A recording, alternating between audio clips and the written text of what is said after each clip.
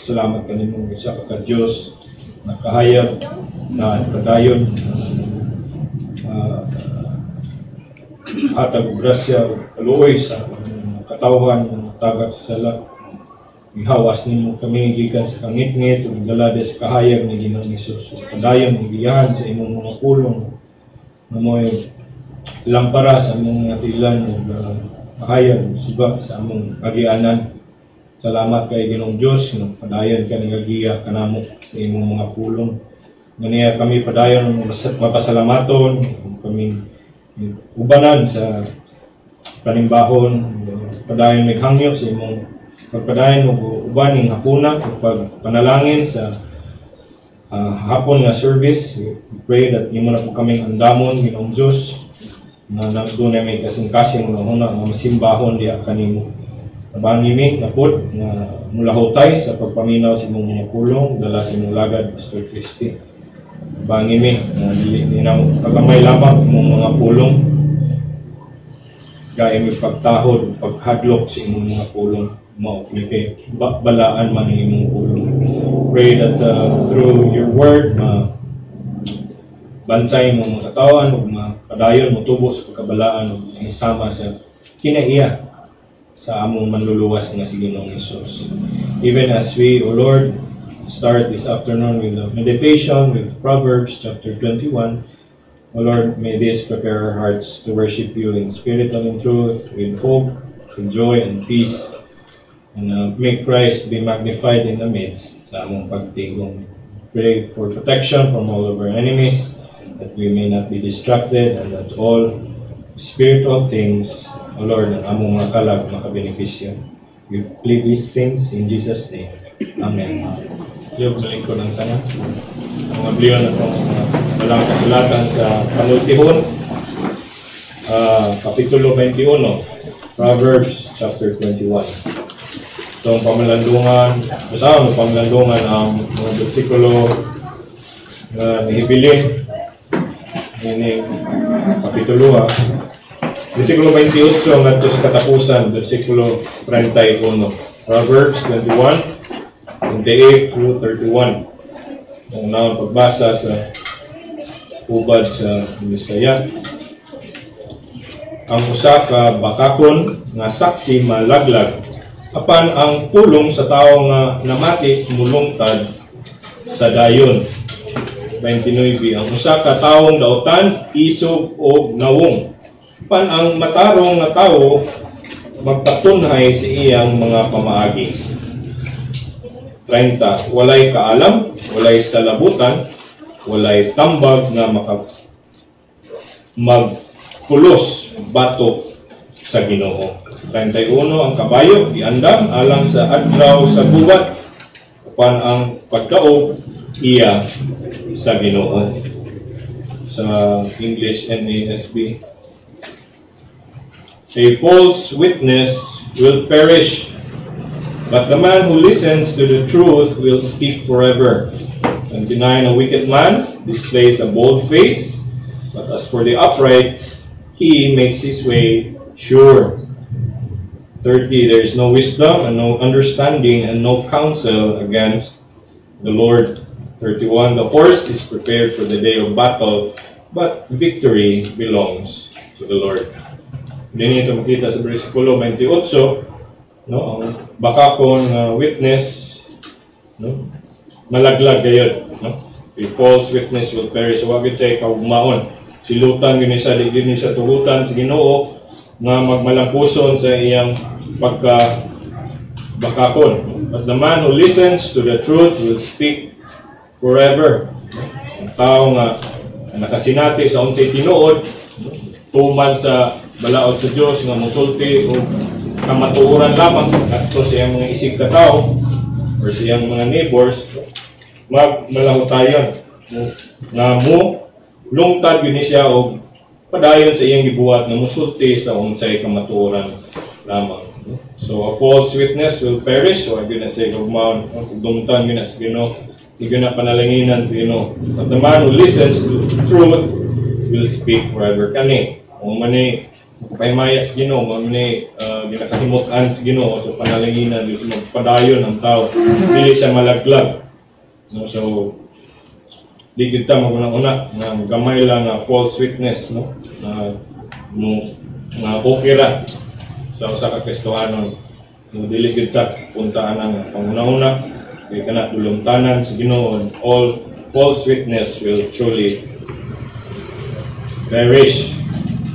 Pero kaning mga matinud-anot, no, sulti gyud sa tinuod, no, mo ma-establish forever. Mo gisulti po sa Proverbs 12:19, no. Mag-ingon ang Proverbs 12:19, truthful lips will be established forever, but a lying tongue is only for a moment. Okay. So muna. Verse 29, a wicked man displays a bold face, but as for the upright, he makes his way sure.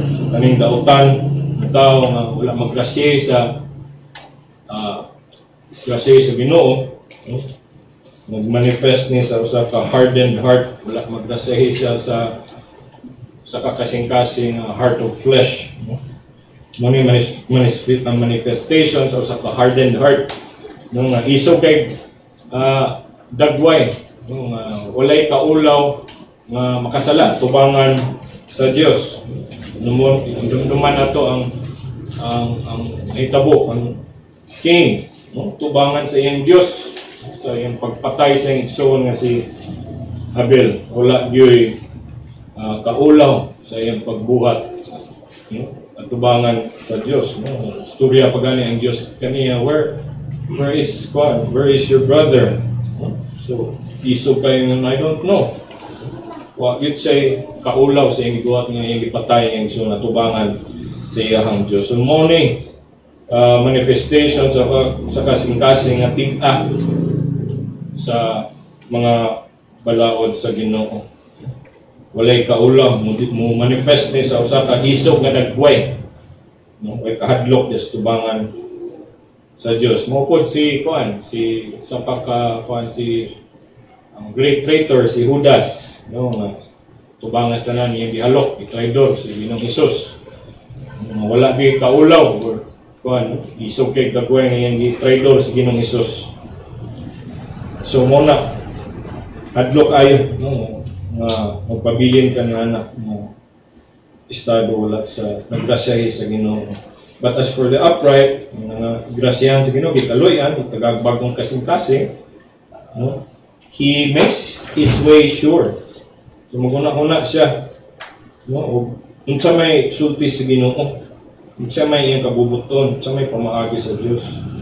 Kabalo sa ang pamaagi sa Dios mo ay kinabuhi. So iyang suron ang iyang pamaagi nga subay sa kabubuton o mando sa Dios. But as for the upright, he makes his way sure din niya ibutang iyang kaugalingon sa pamaagi nga makalaglag sa iyang kalag or sa iyang kinabuhi. Iya yun ang una-unaon before siya mo react or buhat sa unsay iyang una-unaon. Unsa may kabubuton sa Ginoo, unsa may gisulti sa Dios nako, angay nako buhaton. Nga makapahimuot o makapahimaya niya o dili makabutang sa peligro sa akong kalag. So for the upright, he makes his way sure. Verse 30, there is no wisdom and no understanding and no counsel against the Lord. So kaning mga kontra sa Dios, mga tao nga dili kung totoo nga sa unsa pa nakangilngig ang ilang kaalam o pagsabot o ang ilang mga counsel na batok sa Ginoo, hindi yun na magmalampuson. Say for example, ni King Herod sa pagkatao ni Ginoong Hesus, no, nga sa iyang mga plano, nga iyang patyon, no, ang baby Jesus, wala gid siya magmalampuson. So kung sa paka-wise sa iyang pananaw na nagpakaroon ingnon nga nasimba siya, no, nag-inquire siya aron kuno nga iya pong simbahon ang hari nga tao, pero nawala gid siya magmalampuson sa sa plano sa Dios na tao sa Ginoong Hesus o aron matuman ang mga propesiya nga siya ilansang o sa katulungan ilaw nga banhaw. So there's no wisdom and no understanding in this world and no counsel batok sa Ginoo. Dili na sila magmalampuson. Murag lang, pero kung gamhanan man ang Diyos, balo kita na wagay daw tan na maka go against sa gamhanan of infinite God. Verse 31, the horse is prepared for the day of battle, but victory belongs to the Lord. So sa ilang panahon, gamit sila mga kabayo, no, intra sa gira, ilagay ng preparahon, no, prepare gid sila, andamon yun nila, ang pinaka-the best nilang kabayo, kung ilang makuha, ang andamon pina, lagi gira, aron makadaog. Pero ang pulong sa Ginoo dinhi nagsulti nga ang kalampusan, ang victory, ang kadaugan, naarigid sa kamot sa Ginoo. Kung sa pana nga kabayo imong nakuha nga pinaka-the best, then gi-train, prepare gyud nimo, gi-train for the day of battle, wala gyud na assurance o kanaray mong saligan apart from God. Kung dili nimo apilon ang Ginoo. So dinhi nagtudlo niyo nato nga we are all dependent on God for our victory.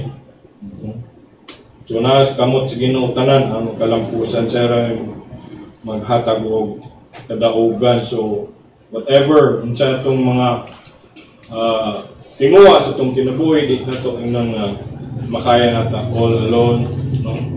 Kita po kayo mayingon na abilidad kay ko, bright kay ko, puno kay ko abilidad, agang kay kong ibawan, agang kay kong skills, unsa akong makuhan, kung malampuson ka or whatever, no? Kaya ang inyong yun din ang kalampusan na lagi sa Ginoo. Kaya may gamanan sa po ang soberano ng Diyos, especially po as a Christian, no? The battle po ta for our spiritual battles, ang sala, ang flesh, meaning corruptions of the flesh, the world, and the devil. So, tao na nagkukuran, memorize na yung Bible, si Kagambo, but without the help of the Holy Spirit, without the help of the Lord, no, upon His people, di kita magmadadungon batok sa mga temptasyon. Mabuntog na ito atong tulo ka kaaway po.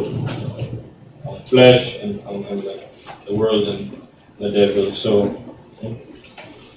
salamat kay naay kadaugan diya sa Ginoo. So, salig ta diya kaniya. Andamon, no? Nato gamiton nga ang means nga mo atong simbahon or diya nato ibutang atong confidence and trust, but should put our confidence in the Lord alone who can give victory sa atong mga battles.